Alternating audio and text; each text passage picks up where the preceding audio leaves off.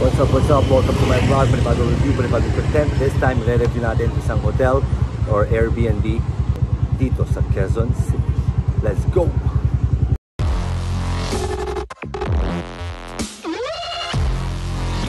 What's up, what's up? So, andito tayo sa loob ng Airbnb dito sa Spiral Suites.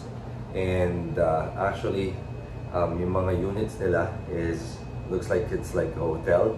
There's like a lot of rooms na I think hindi naman siya for Airbnb. I think more for, you know, walk-in or online reservation as well, but considered as hotel.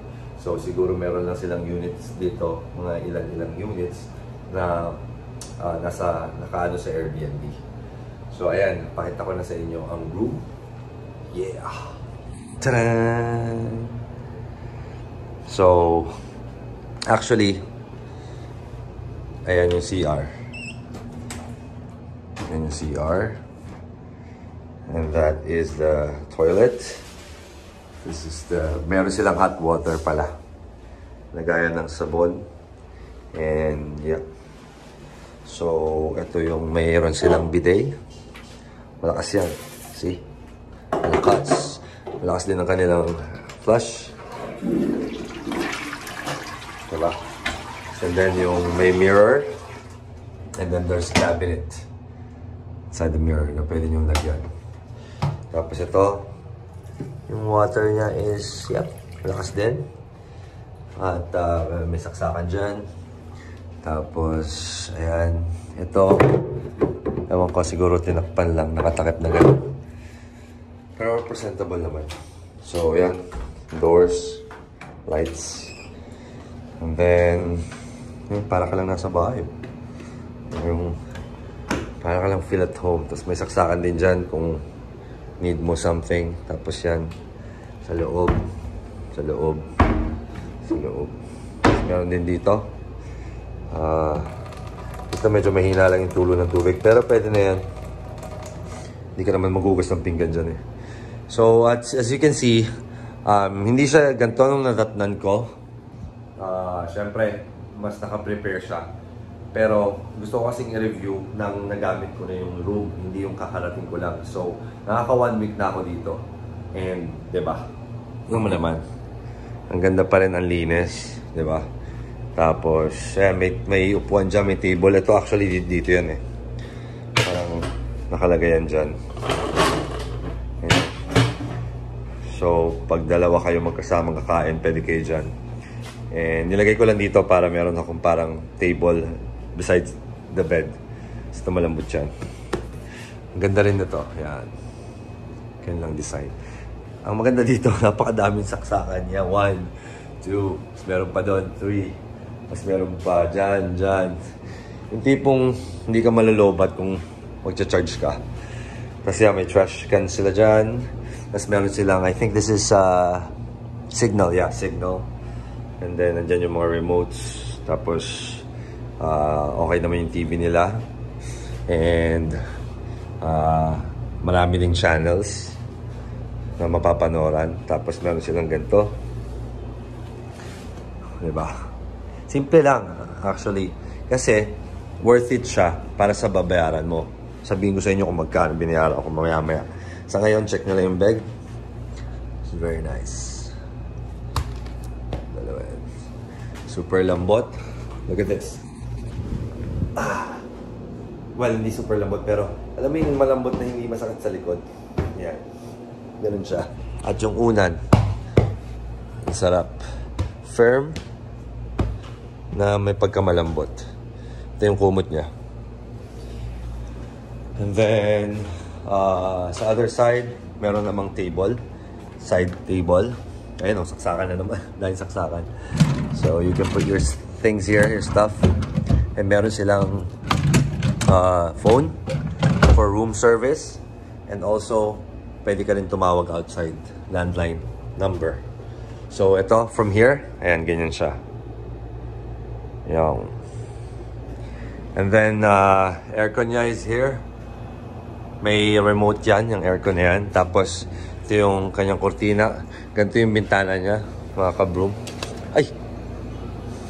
Sorry. Natanggal. So, ikakabit ko lang. Natanggal. So, ayan. Ito yung view niya. Jalousie ito eh, oh. Jalousie yung bintana yun. Ang kulit eh, oh. Jalousie. Ganda, oh. Sunset. So, yun. Babalikan kita. Natanggal yung kurtina. Sasabit ko lang. Ano lang naman yan, eh. Di ganito. Nasobra lang natin yung hatak. Wait lang. I'll be back.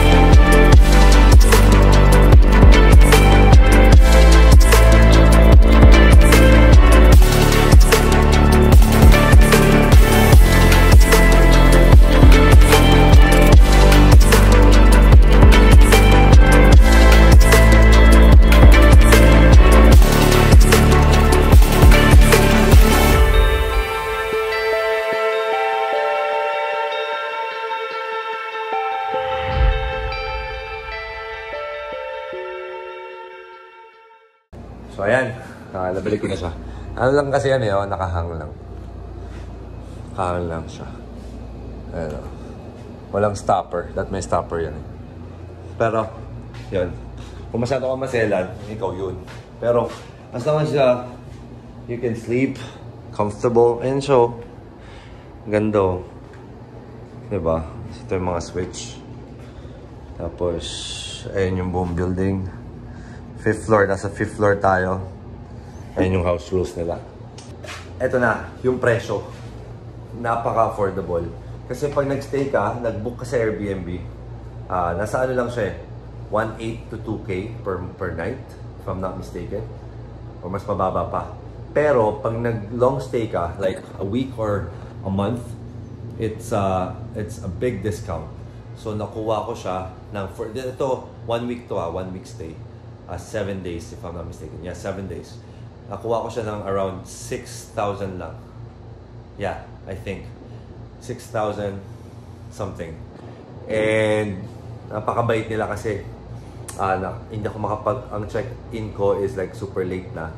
Okay lang yun sa kanila. Basta sasabihin mo lang. Napakabait nila. Kakasapin mo lang ngayon, napakabait ng host. To think na ganun ang binayaran ko for 1 week. Right? Diba? Talo ka pa ba? See that? Talo ka pa ba dyan? Napaka-komportable ang tulog ko. And napaka-sarap din ng mga food dito. These are the food.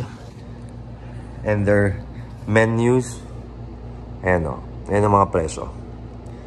Not bad, di ba? Not bad. Ayan ang mga presyo nila. Tapos ayan. Ayan mga food nila. Murang-mura. I mean, for a hotel food meron kasi ibang hotel food, mas mahal pa nga dyan eh. And kung ano yung nasa picture, ganyan din yung tsura ng pagkaka-serve. Walang masyadong bago. I mean, pagkakalayo. So ayan, yan yung menu nila. And meron din silang restaurant dito sa 5th floor. So paglabas ko nga dyan, nandyan yung mga kusinero eh. Ayan o. So ayun, napakaganda ng place. And kung kayo ay mag-Airbnb at gusto nyo bandang QC, Quezon City nga pala to, bandang gitna siya ng Commonwealth and Fairview. So nasa gitna yung highway na yun.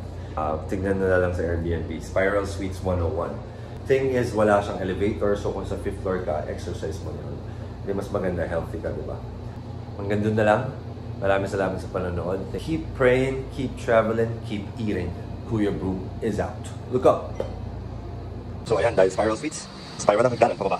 Dalawang hagdanan nila, dulo-dulo. Sa kabila, straight lang dito, spiral. Ayan na yung baba. Ayan yung Fairview Elementary School. So wala madali nyo lang mahanap. Kasi magkaharap lang sila. So ayan yung pababa. More rooms. Merong sofa dyan. Couch. See, more rooms there. Ayan yung kabilang hagdanan, sa kabilang side. So ayan. Okay. Yeah.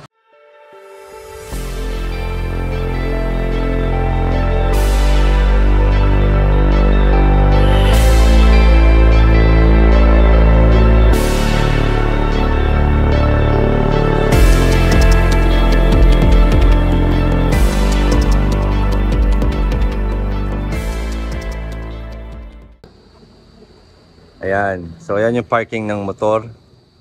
Tapos parking ng kotse dyan. Saka dun sa harap. Meron pang parking ng kotse. Ayan. Malawak. Kahit dyan pwede mag-park. Marami silang parkingan. So, kotse or motor, whatever you have, they have it.